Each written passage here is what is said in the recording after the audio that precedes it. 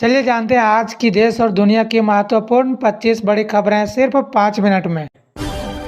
मेरा बूथ सबसे मजबूत संवाद के माध्यम से मोदी जी ने भाजपा कार्यकर्ताओं को दिया जीत का फॉर्मूला।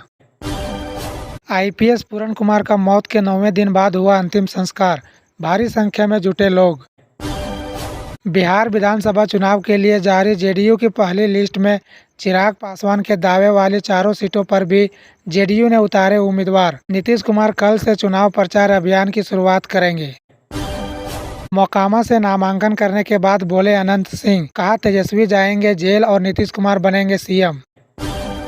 बिहार विधानसभा चुनाव के लिए तेजस्वी यादव ने राघोपुर से किया नामांकन। 2 सीटों से चुनाव लड़ने पर तेजस्वी ने किया इनकार। महाभारत में कर्ण की भूमिका निभाने वाले पंकज धीर का 68 साल की उम्र में मुंबई में निधन हो गया। दिवाली से पहले सुप्रीम कोर्ट का बड़ा आदेश, दिल्ली एनसीआर में कुछ शर्तों के साथ ग्रीन पटाखे जलाने की दी गई अनुमति। 18 से 21 अक्टूबर तक मिली है परमिशन। बीसीसीआई उपाध्यक्ष राजीव शुक्ला ने कहा, ये कहना गलत है कि विराट कोहली और रोहित शर्मा की ऑस्ट्रेलिया में यह आखिरी सीरीज है। डिप्टी सीएम विजय सिन्हा ने बिहार विधानसभा चुनाव के लिए लखीसराय से अपना नामांकन किया दाखिल। खेसारी लाल यादव पहुंचे लालू के घर, बोले मैं अपनी पत्नी को चुनाव लड़ने के लिए मना रहा हूं, लेकिन वह मान नहीं रही है। बिहार में एनडीए सरकार की उपलब्धि पर बोले जीतन राम मांझी, कहा इतना काम कभी नहीं हुआ। चुनाव से पहले तेजस्वी यादव ने नीतीश कुमार पर साधा निशाना, बोले पढ़ाई, दवाई और सुनवाई वाली सरकार चाहिए। दुर्गापुर गैंग रेप केस में पुलिस का बड़ा बयान, कहा गैंग रेप नहीं, एक ने किया है रेप। तमिलनाडु में हिंदी गाने, मूवी और होर्डिंग्स होंगे बैन, स्टालिन सरकार लाने जा रही है बिल।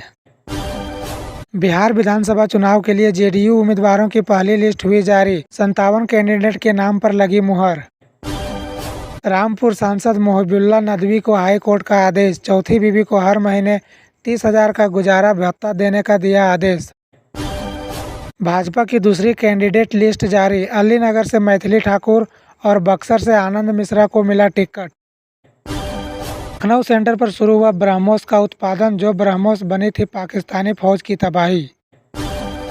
दिल्ली के वजीराबाद में 2 फैक्ट्रियों का भांडाफोड़, नकली क्लोजअप और नकली इनो बनाने वाली फैक्ट्री को किया गया सील। सीएम योगी की चेतावनी, बोले त्योहारों में खलल डालने वाले को होगी जेल। भारत में होगा कॉमनवेल्थ गेम्स 2030 का आयोजन, अहमदाबाद को मेजबान बनाने की सिफारिश।